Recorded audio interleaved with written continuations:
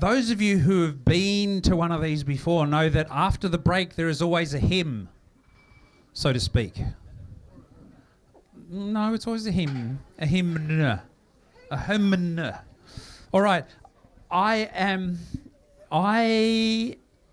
of course, have to do a song about quantum physics, this being the International Year of Quantum. So I'd like to talk to you briefly about Schrodinger's cat, because it's what everybody always thinks about when you talk about quantum physics. And what is it? What is the point? So let me take you back to the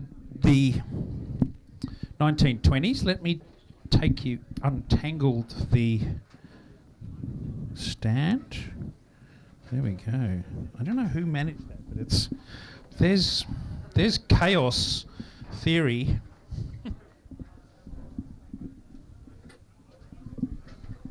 All right, I'm free. I can go all the way over here. Back in the 20s, the centre of quantum physics was the Niels Bohr Institute in Copenhagen, in the centre of Europe. As you can see, run by Niels Bohr, arguably the scientist of the century, which was given to Einstein, who was far better with the smart-ass quip than Bohr. But Bohr did a lot of the fundamental work for a lot of 20th century physics. His student, the mathematical genius Werner Heisenberg, and they came up with, well, firstly, this idea that you had electrons in an orbit, and then the idea that, well, they could only be in specific orbits.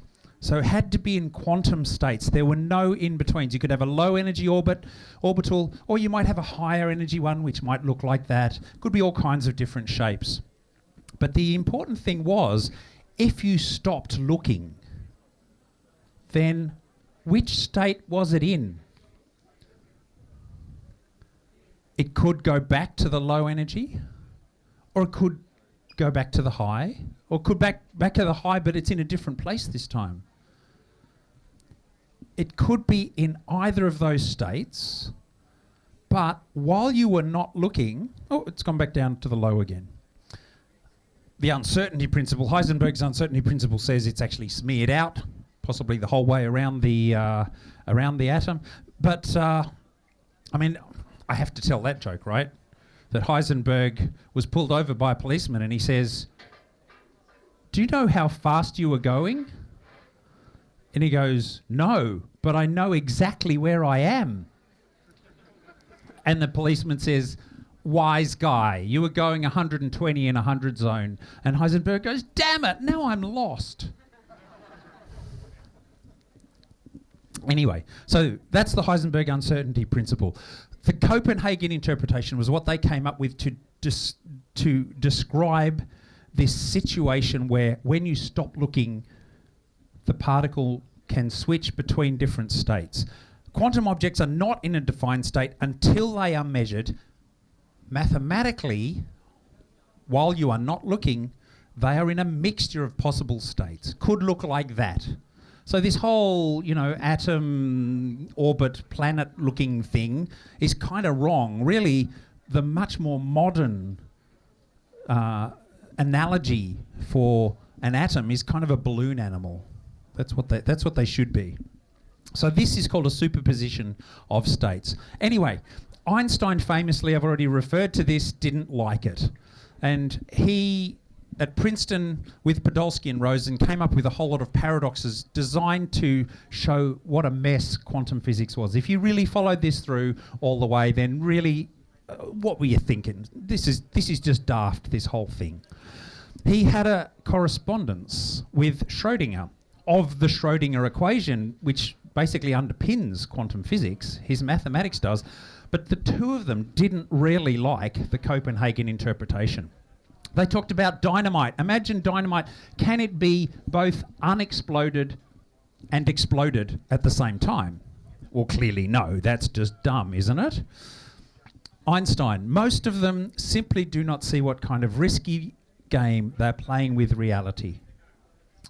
He sent that in a letter to Schrödinger. Schrödinger replied, "It's typical of these cases that an indeterminacy in the atomic domain is transformed into a macroscopic indeterminacy, which you can resolve by looking at it. You just look at it and you can tell. And that's where he came up with this idea about the cat, right? The idea is there's an radioactive isotope. If that radioactive isotope decays, that is a quantum transition. It's in the unknown state of being both undecayed and decayed at the same time. Until it's observed, you know whether it is decayed or not. If that triggers a detector which drops a string, which hits a hammer, which breaks a vial and releases gas, and then the cat dies, right? That was his way of linking an atomic quantum thing to a macroscopic thing that you could observe, right? The idea being, this is just ridiculous. A cat cannot be alive and dead at the same time. Einstein loved it. Their interpretation is refuted most elegantly by your system of a cat in a box, the cat alive and blown to bits. He was still a little confused in these letters and thinking about dynamite. Schrödinger. It's naive to accept a blurred model for reality. It's nothing unclear or contradictory. It's an out-of-focus photograph. It's the measurement that's the problem, not the actual thing. And Einstein, of course, has the last word with his smart-ass comment. Nobody really doubts that the presence or absence of the cat is something independent of the act of observation. Nobody doubts that. Yes, they do. That's pretty much the prevailing idea. Now, it's interesting that we've had Russell talk to us today about Bohm and the hidden variables idea, which is an alternative idea, that there is actually some order, and the cat, we do know whether somebody knows, some variable is available that tells you whether the cat is alive or dead, but it's not available to us. Anyway, most physicists disagree with this. And so it's interesting that there's still debate, and Schrödinger's cat still gets referred to. And my question is, how does the cat feel? It's still in the box 95 years later.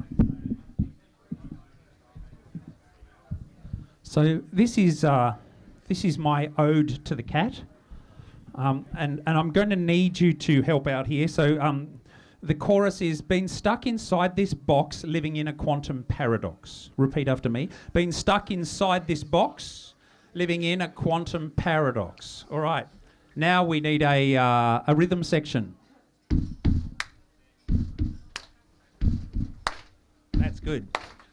Been stuck inside this box, living in a quantum paradox.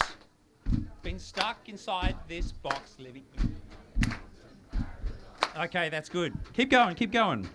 All right. With apologies to Coolio and LV. Keep going.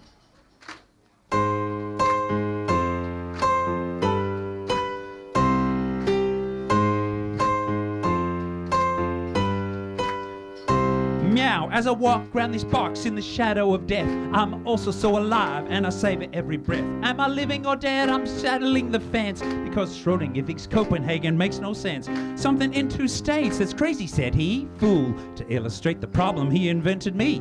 Cause the maths is so weird and seems so wrong that even Einstein thinks Niels Bohr's mind is gone. Now I ain't never scratched a sinus, so they sure deserve it.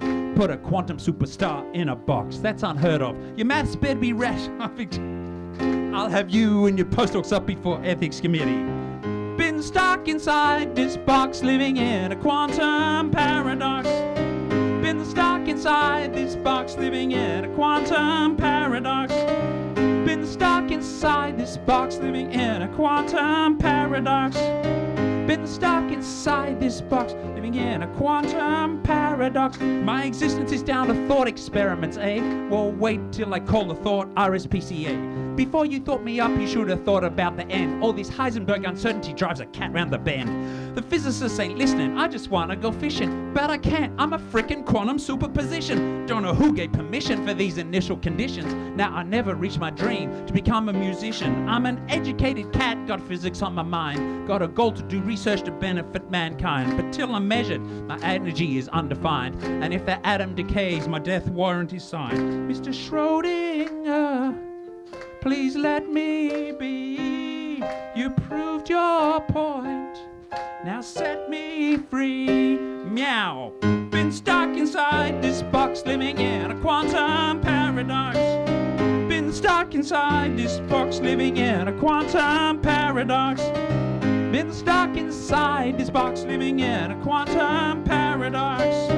Been stuck inside this box, living in a quantum paradox. Textbook after textbook, lecture after lecture, they say I don't exist, that I'm merely conjecture. They say I hope kids learn, but that's a shaky supposition, because I was first devised as an object of derision. Don't take my name in vain, you'll just confuse your students. Don't follow in the footsteps of Schrodinger's impudence. The cute fact is why you have me here in this box, so I'm out of here, it's time for Schrodinger's dogs. Been stuck inside this box, living in a quantum paradox. Been stuck inside this box, living in a quantum paradox.